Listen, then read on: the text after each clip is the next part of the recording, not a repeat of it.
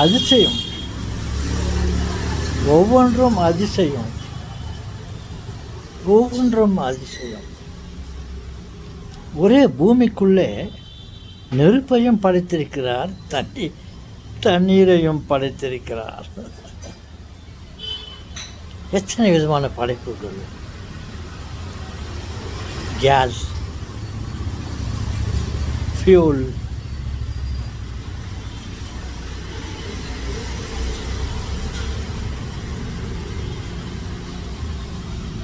அப்பா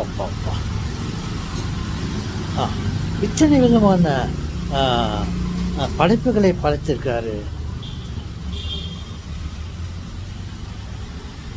இத்தனை விதமான உலோகங்களை படைத்திருக்கிறாரு. பூமிக்குள்ளே மண்ணை படைத்திருக்கிறார்.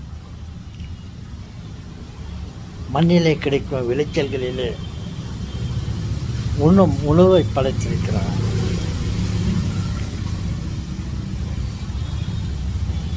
காற்றை படைத்திருக்கிறார். நீராவியை படைத்திருக்கிறார்.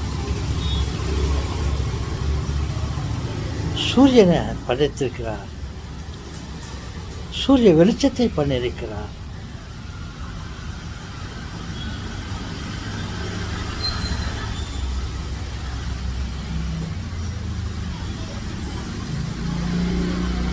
இவைகளெல்லாம் அனுபவிக்க நம்மை படைத்திருக்கிறார்.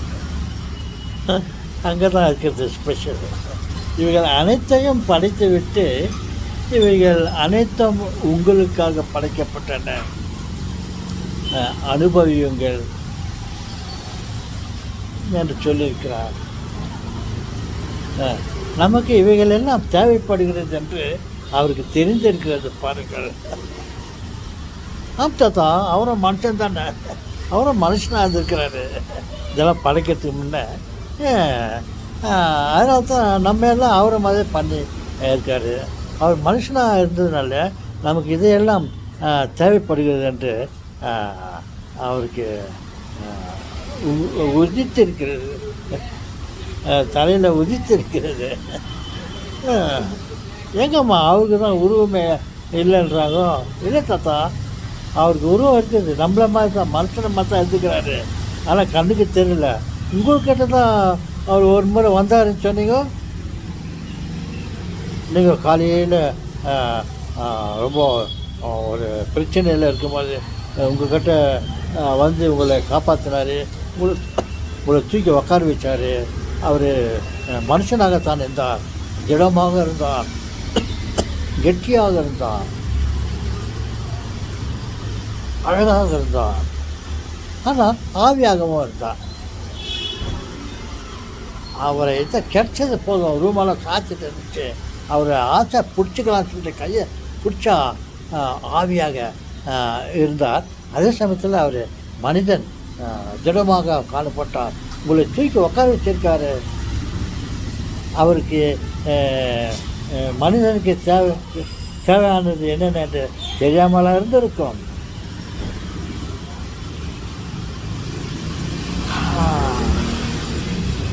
அதுதான் சொல்கிறாங்களே. நேற்று ஒரு வீடியோவை பார்த்துட்டு இருந்தேன். ஏதோ ஒரு தீவு, அந்த தீவில் எரிமலை வால்கோனோ வருவதை காட்டினார்கள். அதை பார்த்தேன். பூமியிலே இருந்து வால்கோனோ நெருப்பு வருகிறது, இந்த பக்கம் தண்ணீர் ஊற்று வருகிறது என்று அவருடைய படைப்புகளெல்லாம் பற்றி நினைத்து சிந்தித்து கொண்டிருக்கிறேன். இப்படியெல்லாம் படைத்திருக்கிறாரு. பனிமலையை படைத்திருக்கிறார், பாறாங்கல்லை படைத்திருக்கிறார்.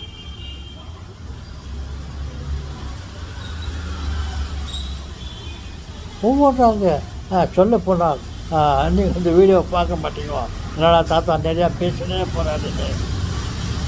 கடவுள் படைப்புகளை எல்லாம் நீங்களே யோசித்து பாருங்கள். நமக்கு என்னென்ன தேவை இருக்கிறதோ அவை எல்லாத்தையும் அவர் படைத்திருக்கிறார். ஓகே சொல்லுங்களே, அவரை மகிமைப்படுத்துவோம். நம்மை படைத்து நமக்கு முன்ன நமக்கு தேவையானதெல்லாம் படைத்து இருக்கார். அவருக்கு நன்றி சொல்லலாம். யாரை மறந்தாலும் கடவுளை நாம் மறக்கக்கூடாது. முதலாவது நம்ம நினைத்திருக்கிறார் பாருங்கள், நாம் இப்படி இருக்க வேண்டும் என்று ஒவ்வொருவரையும் நினைத்து படைத்திருக்காரு. நன்றி இறைவா. வெளிச்சத்தையும் படைத்திருக்கிறார், இருளையும் படைத்திருக்கிறார். ஓகே.